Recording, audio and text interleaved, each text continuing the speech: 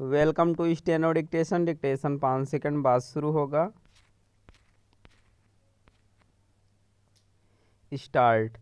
Paris में आयोजित artificial intelligence शिखर सम्मेलन में भारतीय प्रधानमंत्री ने यह सही कहा कि इस तकनीक में दुनिया को बदलने की ताकत है, लेकिन यह भी आवश्यक है कि इसके उपयोग के संदर्भ में कोई वैश्विक ढांचा बने। ऐसा इसलिए किया जाना चाहिए क्योंकि एआई के दुरुपयोग के खतरे किसी से छिपे नहीं। अभी एआई का उपयोग अपने प्रारंभिक चरण में ही है, लेकिन उससे पैदा होने वाली कई चुनौतियों ने सिर उठा लिया है। यह उन्नत तकनीक बनाने वाली कुछ कंपनियां उसे अपने हिसाब से संचालित करती भी दिख रही हैं। इस तकनीक का मनमाना इस्तेमाल न होने पाए, इसके लिए अंतर्राष्ट्रीय समुदाय को कोई प्रभावी तंत्र इसलिए बनाना होगा क्योंकि अमेरिका की कुछ बड़ी तकनीकी कंपनियों ने सूचना संसार में अपना एकाधिकार स्थापित कर लिया है। उनके एकाधिकार और उनकी मनमानी से निपटना विश्व के तमाम देशों के लिए मुश्किल हो रहा है।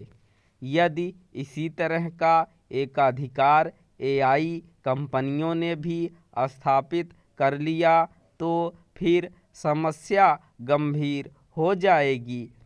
सबसे अधिक समस्या विकासशील और निर्धन देशों को होगी, जो पहले से ही चुनिंदा तकनीकी कंपनियों के वर्चस्व से दो चार हैं।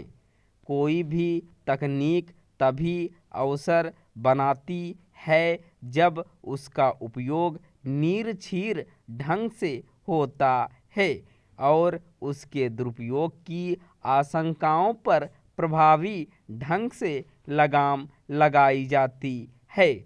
एआई के मामले में ऐसा इसलिए अनिवार्य रूप से करना होगा क्योंकि यह मानव जीवन को कहीं गहराई से प्रभावित करने की क्षमता रखती है।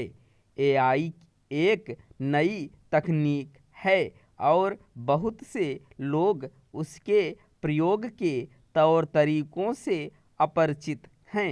इसीलिए यह आशंका उभरी है कि उसके कारण रोजगार का संकट पैदा हो सकता है।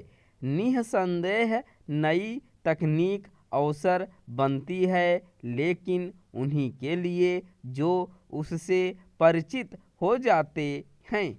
यह स्वाभाविक है कि भारत एआई को अपने लिए एक अवसर के रूप में देख रहा है, लेकिन यह समझा जाना चाहिए कि उसका समुचित लाभ उठाने के लिए बहुत कुछ करने की ज़रूरत है।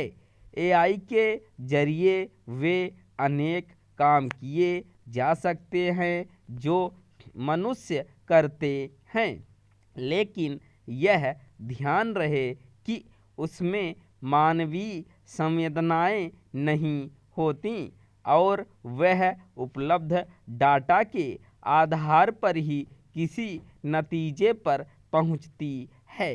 अब यदि डाटा ही सटीक ना हो तो नतीजे भी नुकसान पैदा करने वाले हो सकते हैं। इस पर हैरानी नहीं कि अति उन्नत एआई को मानव सभ्यता के लिए संकट के रूप में भी देखा जा रहा है। इस आशंका को निर्मूल साबित करने वाले उपाय करना समय की मांग है।